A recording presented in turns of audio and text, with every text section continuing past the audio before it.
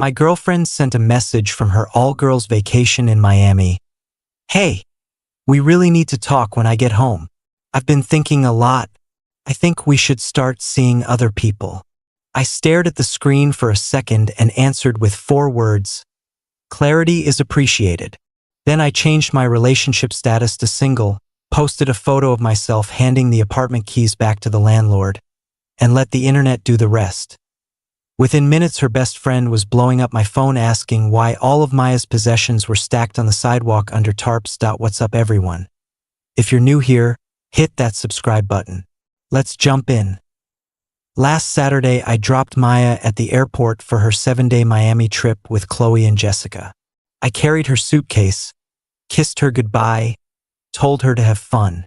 Everything felt perfectly normal. We exchanged a few casual texts the first 2 days.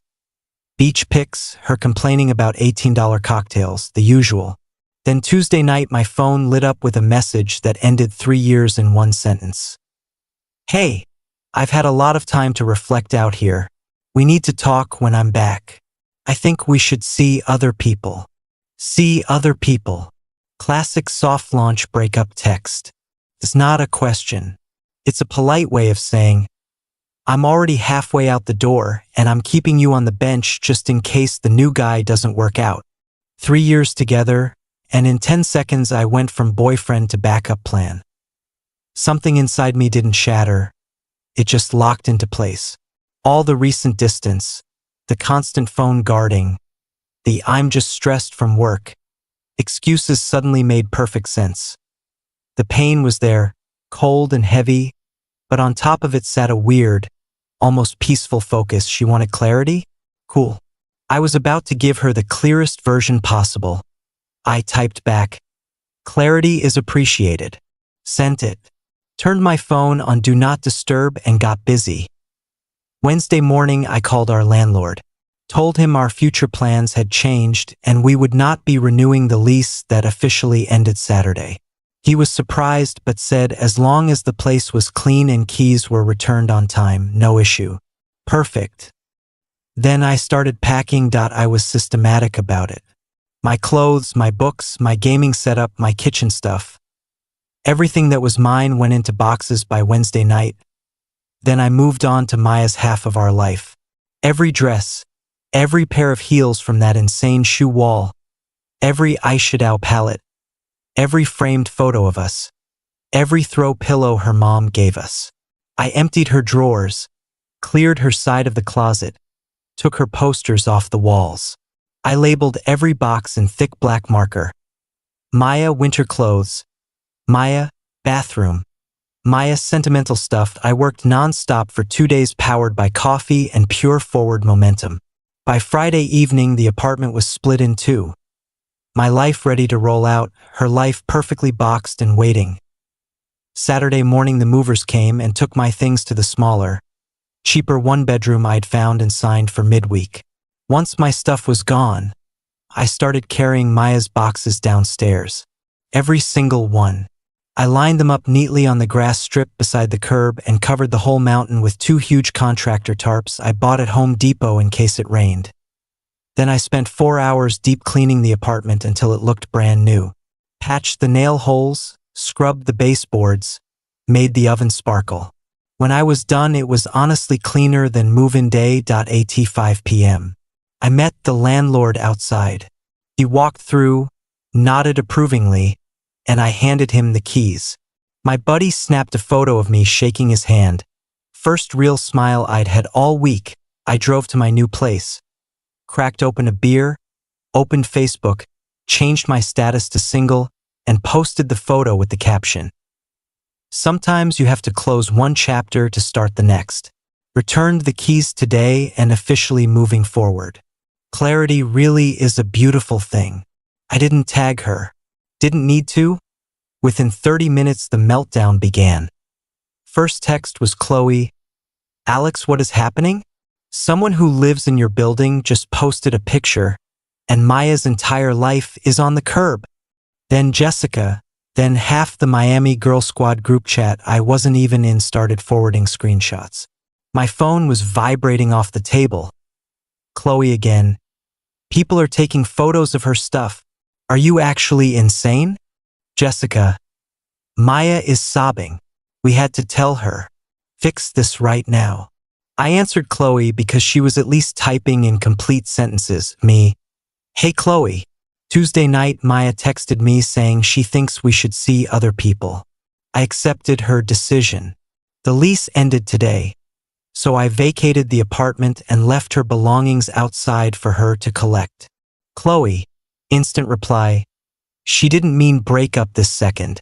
She wanted to talk when she got home. You can't just dump someone's entire life on the street. Me.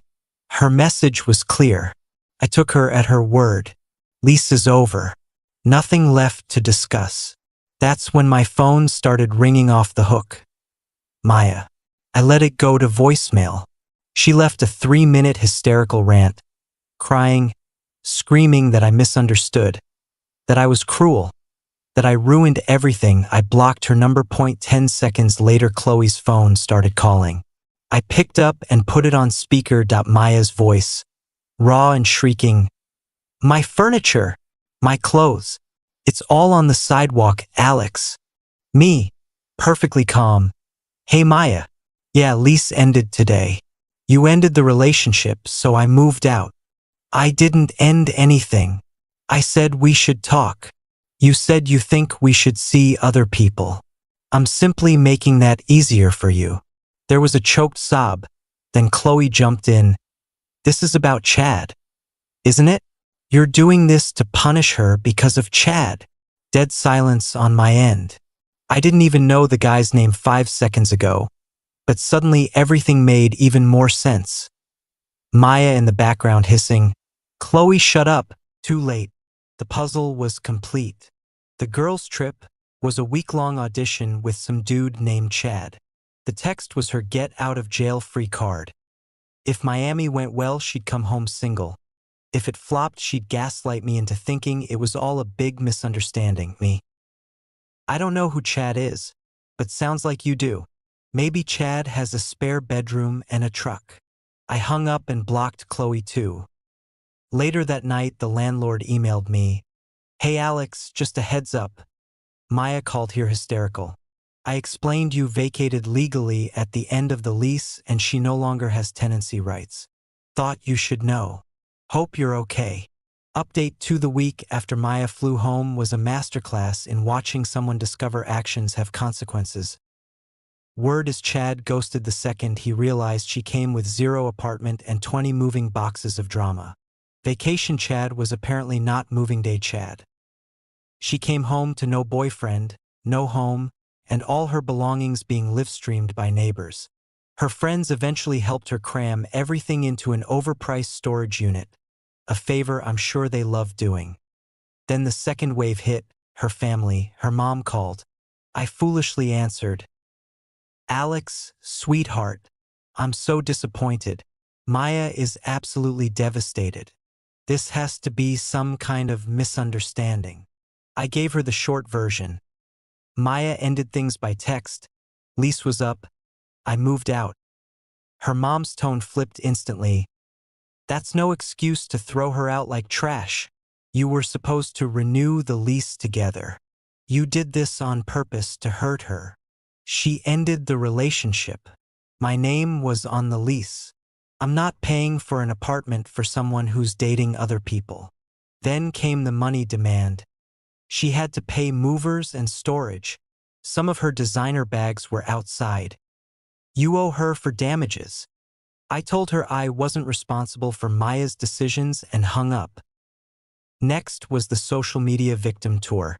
Maya posted a 10-slide tear-stained story about being abandoned when I needed support most, complete with photos of her boxes in the storage unit and captions about having to literally pick up the pieces of my life.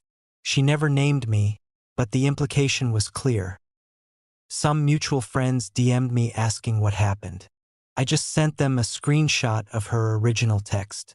That usually ended the conversation. The best message came from Jessica, the one friend on the trip with a functioning conscience. Alex, what you did was ice cold, but I understand it. Maya spent the whole week with Chad. She told us she was going to soft launch the breakup so she could test things with him. Qley thought it was smart. I told her it was messed up. Just wanted you to know you didn't imagine anything. Validation achieved. Final update: 2 months later, everything has settled.